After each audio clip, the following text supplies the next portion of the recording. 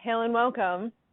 I'm chuckling a little bit because if you joined us for Facebook Live, you then saw that we were having some technical difficulties and a little bit elemental difficulties during our live feed of this ritual, and we weren't able to do it.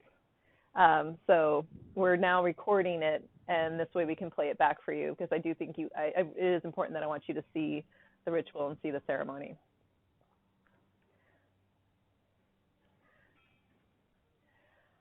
I wanted to talk a little bit about Ostara, what it is, and a little bit about the ritual and the mythology behind the goddess of Ostara. Ostara is the spring equinox. It is a time of the year when the year is, the day is split evenly between light hours and dark hours. And so we find equal balance during the equinox period. And in the northern hemisphere, Ostara is celebrated usually over a span of a couple of days. So whether it's the 20th through the 23rd of March, or in the southern hemisphere, Ostara is usually celebrated in the fall, usually the 20th through the 22nd of September. And so this is usually the time of Mabon during the season. And Ostara is a time for us to transition between seasons, and that's one of the things, the energies that we're going to be working on is transition as we go into a new destination or a new path in our journey. And one of the messages that I got really clearly as I was kind of receiving spirit about this ritual was that we needed to focus on earth energies, grounding, that transition in life and transition in seasons that we were going through, and to focus on cutting off what is no longer our path, and then doing some purification work. I usually write all of the rituals for us, and traditionally they've been very ceremonial in nature. But we got a lot of feedback from Imbolc that you guys really enjoyed seeing a little bit more of a casual, solitary, smaller, intimate group type setting, and that's where we are today. As you can see, we are real world witches living in the real world and practicing in the real world. We had a catastrophic event during our live feed where the wind took our table and blew it over, and we lost our beautiful lemon cake. But that happens, ritual is not perfect. A sacred space is not perfect. You're not guaranteed that perfect setting sometimes. We have neighbors, we have planes, we have kids, we have Gwen with us. And so all of those are things that we have to sometimes work around and work with as part of that. And I'm actually glad that we are maybe able to incorporate Gwen in this transition because as you can see, Jasmine is a new mom. And so one of the things that she is moving through or transitioning from is her maiden form into that new mother position. I myself am a more seasoned mom. My kids are teenagers, and I'm not quite ready yet for crone status, but that makes me a little bit older mom energy. Tara will probably not claim her crone energy just yet. Oh, so Tara says yes, she is claiming her crone energy. So we have all of the idea of triple goddess represented here. And Ostara is the season of the maiden. In pagan mythology, the sun god marries Ostara during this time frame, and she is moving into her womanhood. And so we also wanted to talk a little bit about like the mythology behind the goddess of Ostara. So Ostara or Ostra is a Germanic goddess. She is important to the season of spring, not harvesting, but planting. In fact, Ostara in Germanic traditions was in a lot of ways more important than some of the other celebrations. It was even more important than Samhain. They didn't necessarily have as much ancestral type work, but Ostara was one of the major holidays or seasons for Germanic traditions and Germanic cultures.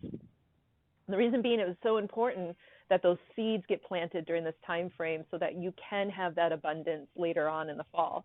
And so being timely and proper, and just really knowing when the right time to make those transitions, because even here, even though the weather is really beautiful here in Texas, it could snow. It's snowed for Beltane here in Texas before. We could still get a frost. We could still get some inclement weather, and so we're not out of the clear just yet. So if you're joining us from a northern location where you're still under a blanket of snow, again, this is a ritual to help connect us to Earth and to connect us back into that new growth and that new season that we're moving forward. And, this is a great ritual ceremony that you can do as a solitary, small group, family, people that you care about, people who are important to you as well, or even for yourself. So little story on Ostara about how we get some of the images that you see on our altar here. So we've got our bunnies and we've got our eggs. One of the stories for Ostara was that she found a bird who had been frozen during the winter months and could no longer fly, and his life was at risk. And so she rescued him by transforming him into a bunny.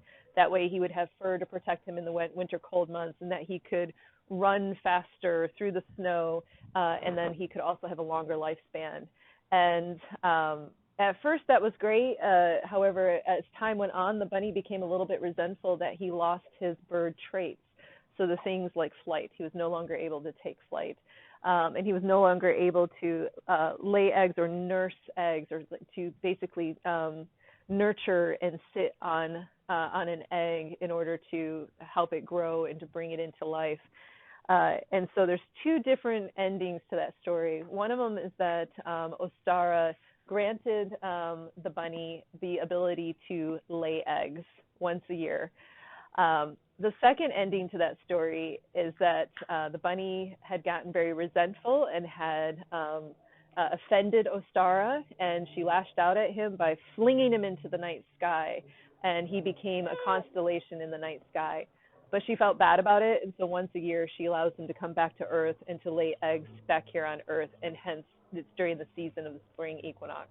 And so that's why we have bunnies and eggs and Easter bunnies that bring eggs as part of that mythology. So, Kylie, please.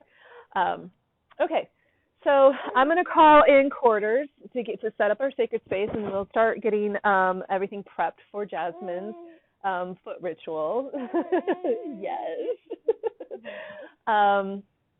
Let's start with calling in our quarters. That way we're going to create sacred space. I'm not lighting candles, so I'm going to be using crystals as our representation instead. That way they don't blow out. I like the fact that they come from the earth, since we're doing a lot of earth energy, and we are going to be starting in the north and working with our north elements and calling in north first. Okay. Did I have any more of my Palo?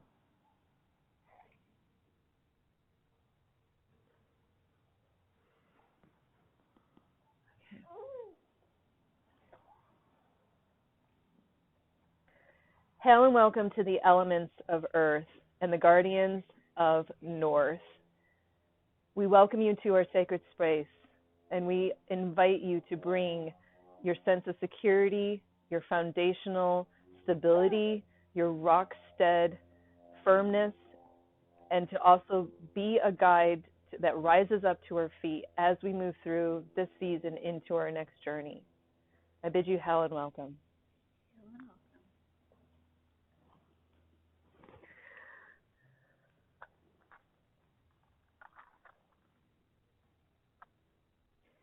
Hail to the elements of air and the guardians of the east. I welcome you into our sacred space. Bring with you your knowledge and your wisdom and your communication. Feed into this spiritual space and the sacred space the words of wisdom that all of us need to hear. I bid you hail and welcome.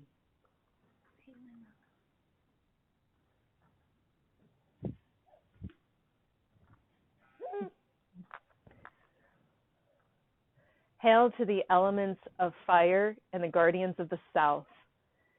As the earth warms up and it feels the breath of your passion upon us, You are the spark that inspires life and new growth. You are the energy that helps to endure us through projects so that we can see you set ablaze with the Beltane fires that are coming towards us. I want to bid you hail and welcome. Hail and welcome. Hail and welcome.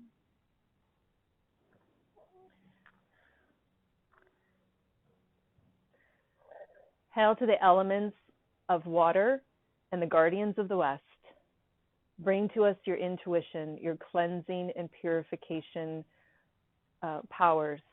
Wash over us in the space so that we can step forward into our new path and into our new season, free and clear of anything that troubles us and holds us down. We bid you hail and welcome. Hail and welcome. I'm not going to give those to you because you're going to put them in your mouth. But they're pretty, aren't they? Oh, Gwen's an air element, but she was really connecting with that water energy. Yeah. That's also very maternal energy, water energy. Yes. Okay, so we are going to be starting this process by making a mud mask for Jasmine and using that to coat her feet as a way of grounding and centering, So this is a really great exercise to do, especially if you can't get out into the earth. It's not warm enough for you to play in the dirt or play in the earth and whatnot. You can bring the earth to you.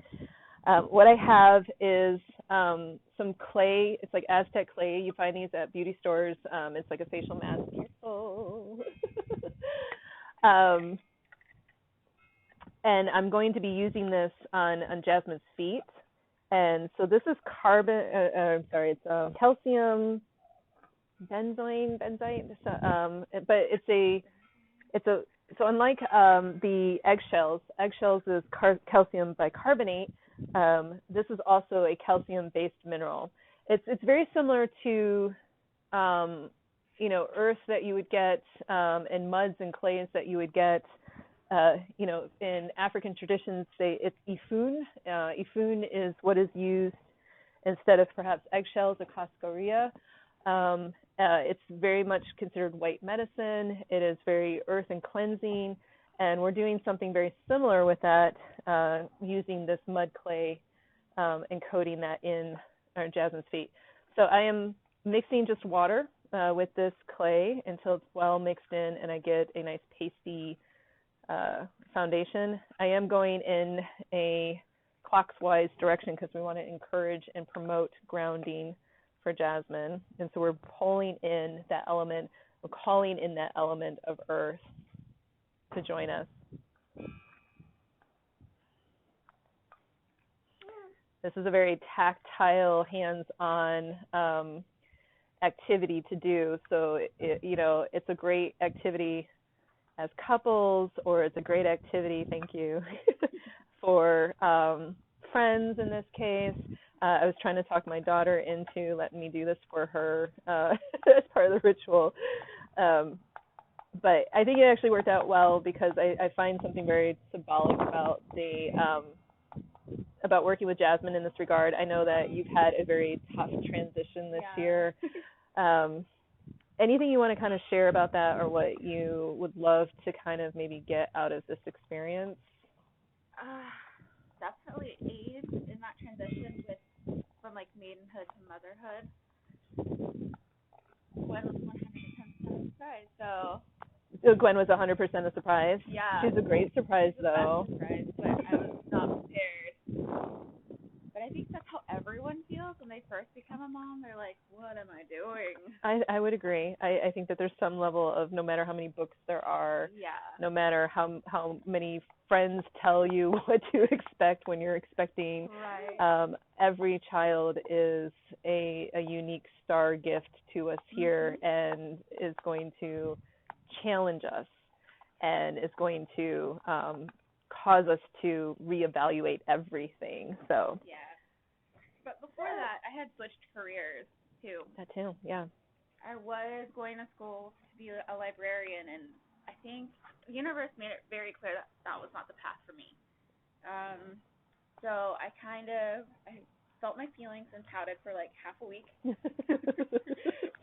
I was very upset. I was like, I had planned everything. I'm a planner. Everything I do, I'm like 2 steps, like planning 2 months ahead of schedule.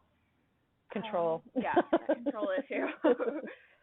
And I'll tell you what, babies make you rethink control. Yeah, there's not a whole lot you can control with that. So, okay, so what I'm going to do is I'm going to have you put your feet up here. Okay. All right, you good? Yeah. You comfortable? Mm-hmm. Okay. Let me move my scarf out of the way. So yeah, I ended up switching careers, and then I think after like some severe meditation, I realized what I should be doing, which is what I wanted to do originally out of high school. I think I just fell into like the pressure of expectations. Totally. And I realized I was pretty much just building this whole career and path to please everyone else. Or what everyone else, what you thought they expected of you. Exactly. So I went and started cosmetology school last November. And it was very clear that was the right path for me. That way I can, like, when I found out I was pregnant, I was like, okay, well, I can still do this. I can still finish this and work in the salon and create my schedule that I wanted to. Right.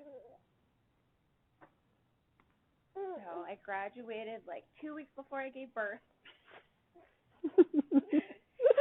And it's been so much fun since then. Yeah. Yeah. I just got my license because everything's backed up because of COVID. So if you're planning on getting you're close to finishing, just be prepared to like wait at least a couple weeks, if not a little longer, if you don't want to travel like far away to get your testing done. Right. So we're seeing where it takes us. Yeah.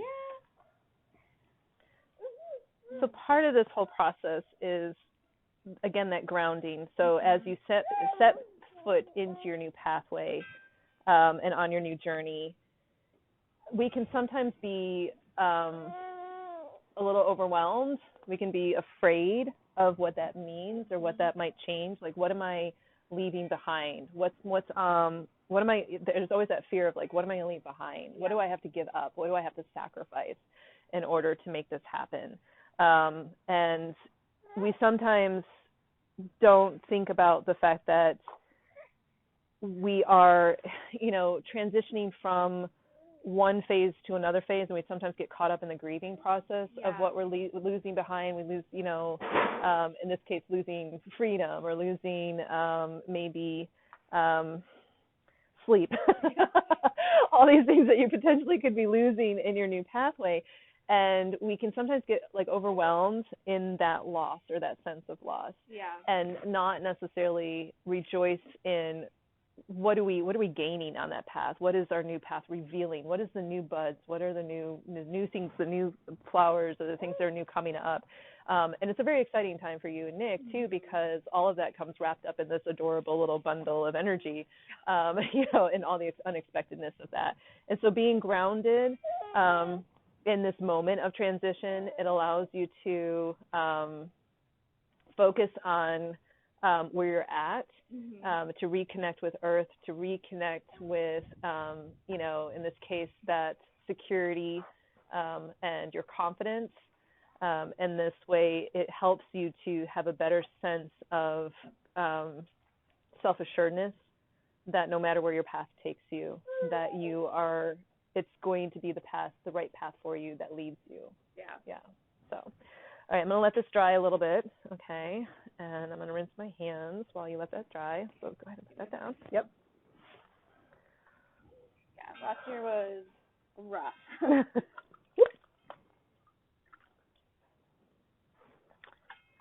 What were some of the things that you were feeling during all of that? Just honestly a lot of disappointment. I feel like sometimes I lost like half of my friends this past year. Yeah. Just like family and friends, like people who I thought were really close in my circle were definitely not there when I expected them to be. Yeah. And it was just, or completely different, you know. Yeah. Yeah. Well, and then Shocking. it also probably doesn't help that we have COVID, you know, and so COVID has really forced us to hunker in and hunker down, you know, in our circles, and our circles got really tight and they got really small, and we lost touch with a lot of people. You know, I mean, just even something like this. I mean, this is, for those of you who don't know, I mean, Nick and Jasmine have been part of our family for years, and you know, used to just hang out back here and just hang out at the house and just gather a lot. And we've missed that, you know, we've really missed that. And, you know, and honestly, I was thinking about this as I was preparing for this ritual. Imbolc was the last ritual that we did at the store. It was the last ritual that we did before we shut down. And then we weren't able to gather again. And so there's something very symbolic about all of this, is that we're coming full circle. So here we are doing Imbolc again, albeit technical difficulties, and you're not able to join us live. I'm sorry, Ostara. So Ostara was the last ritual that we had done, and that this was the last time that we had gathered. And so we have come completely full circle. That you know, we haven't, the last time we gathered was during the same time last year. Now, good news is that we plan to gather for Beltane. And so it'll be an outside festival. We'll get to finally bring people in that we haven't seen for a long time, you know, and be able to be safe about it, and to be able to have gathering space for everybody. And so there's something deeply symbolic about the first time that we're going to gather again after this whole time is going to be picking up exactly where we left off. So, okay, so let's rinse that off. You're going to go ahead. This water might be a little warm. Nick did it. So, oh, it's perfect. Perfect? Yeah. Okay. I'm a very hot shower person. Same. So what we want to do is we just kind of want to rinse this off of your feet. And so we are basically allowing the earth to kind of reset our energies. You know, we are getting this is like your emergence from the coldness of earth and the isolation that you may have been feeling for the last year. And to wake yourself up again, or wake your spirit up again, that maybe what you were feeling is just a season. I think so. You know, I hope so. You're going to pop your head up out of the dirt, and you're going to look around, and you're going to be like, look, my people, my friends are still there. And I know that can be tough, you know, especially when you felt like you really needed them. I think we all kind of went into hibernation, and needed that time of isolation just for ourselves. And, you know, maybe the universe knew we needed it too. We needed to be more self-reliant. We needed to be innovative, you know, come up with new ways of doing things. And that allows us to then also think outside the box. Yeah. Make way for new ideas. Excellent. I feel like it's probably safe again to start opening back up. Yeah. Because I felt like for a long time I was just like, oh, it's not safe enough to like open up and just like accept love, because it sometimes felt conditional at some points with some friends and family members. Yeah, like it was mandatory as opposed to voluntary. Exactly. Yeah, and that can shut down your heart chakra and cause you to feel doubt in that area. So go ahead and keep your feet.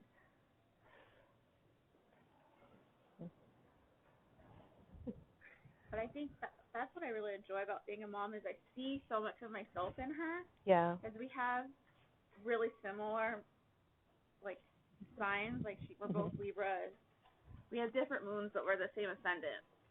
So nice. A lot of myself, I knew being a mom was going to do a lot of shadow work. That's true. But I didn't realize it until I did her birth chart, and I was like, oh, I wonder what mine is.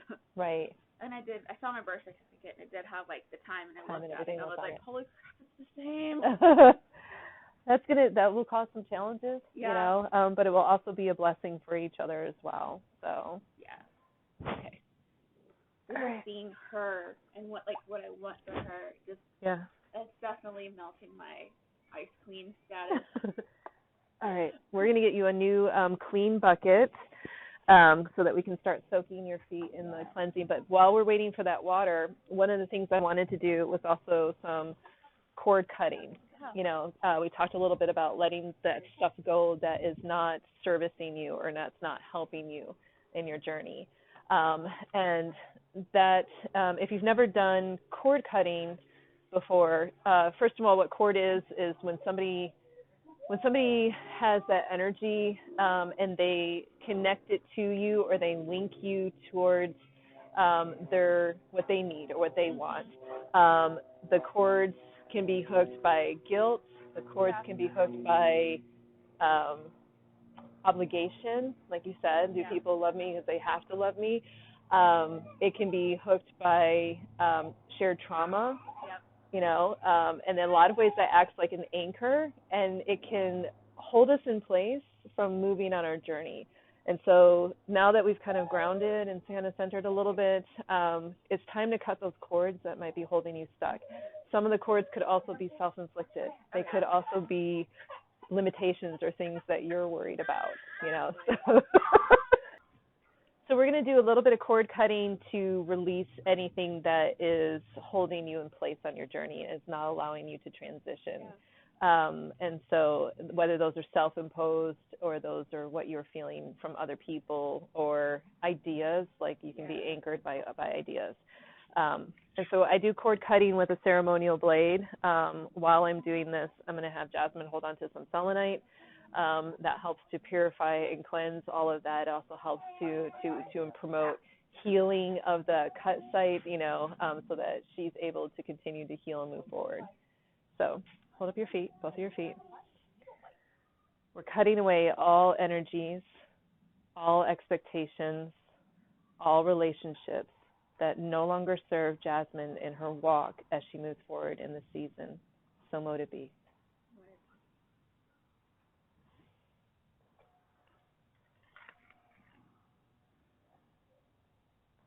Okay. Now we're going to do some purification in the milk bath.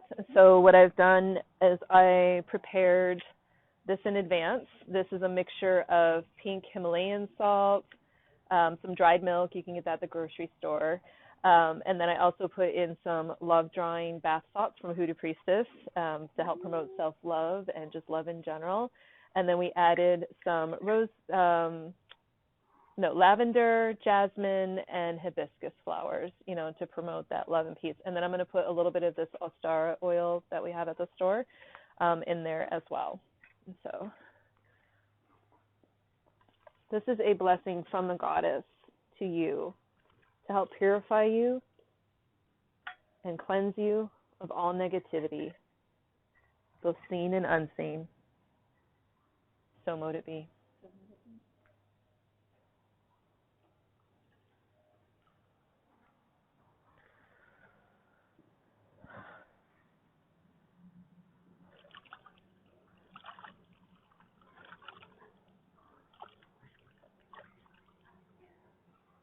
Okay.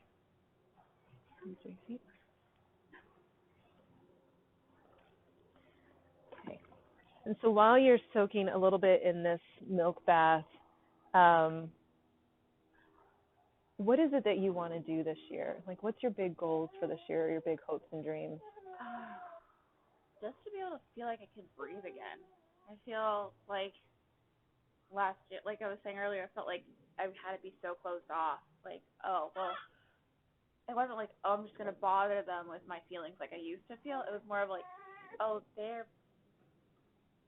don't know if I feel safe enough to share this with this person.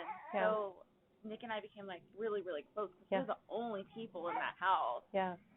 A lot of it too is finally being able to like celebrate everything again. My entire pregnancy last year was like alone. I had a very small like baby shower. Yeah. We couldn't travel and visit family. Everything felt like on edge. Nick ended up losing his job halfway, like really early on to the pandemic. So a lot of it was just like pinching every penny, and finally I feel like we can like breathe again. Yeah. Like everything settled down. Our pipes ended up bursting during that snowpocalypse a few weeks ago, and we're finally able to get the kitchen that we really want. So that's really, really, really nice. Yeah. So I think the biggest thing of when you are thinking about your future ahead and that and what you want to achieve, having gratitude for what you guys learned about each other during this, I think that's one of the, I kind of feel like here I am, the old married lady, 21 years being married. Sometimes it's in that isolation that as a couple, the two of you really hone your relationship. You really get into each other's corners, more so than you ever did before. And you become each other's, like, ground. You become each other's rock and stability for each other. And as a result, you'll be stronger for the path that you guys are going to have this year. And so, everything that you guys have been able to kind of overcome over this last year, all of this is hopefully to help draw in and bring in, the milk of success and the fullness of manifestation about what you want, as things start to open back up and as things come into bloom into your life. And so hopefully as you progress through this new journey, even though there were some really tough things that you guys got through, holding that space in gratitude, the fact that you overcame it, you moved forward, you're still here, and you have so much more to show for it now too. So she knows. Awesome. Okay.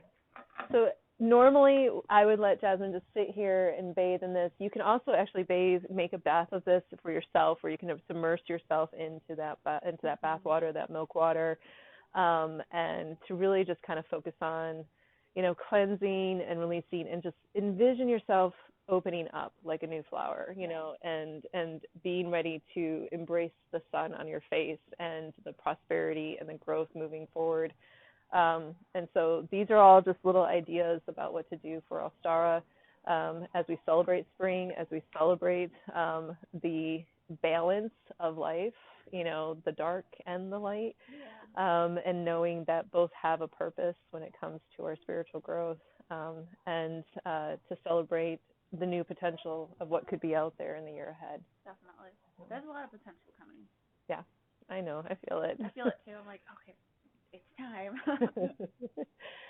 Excellent. All right, so I'm going to dry your feet and move this out of the way. Perfect. Ooh, you're fine. We got lots of... How do your feet feel? They feel so good. It's been like, even before the pandemic, it had been over a year since I'd gotten like anything like pedicures, manicures. And but just now, showing yourself love. Showing myself love. Yeah. Just showing yourself love. Okay. Here, put your foot up here. We're going to go ahead and we're going to anoint your feet. Whenever you do self-anointing, you can anoint all parts of your body, but since we're focusing on grounding and this, your path and your stability and your foundation, I really want to anoint your feet to help guide you in your path, so that you have the confidence knowing that the God and the Goddess are with you, that they are watching over you on your journey and on your path forward, that they can lead you in the right direction that serves your highest good. So what would it be? So what would it be? Okay.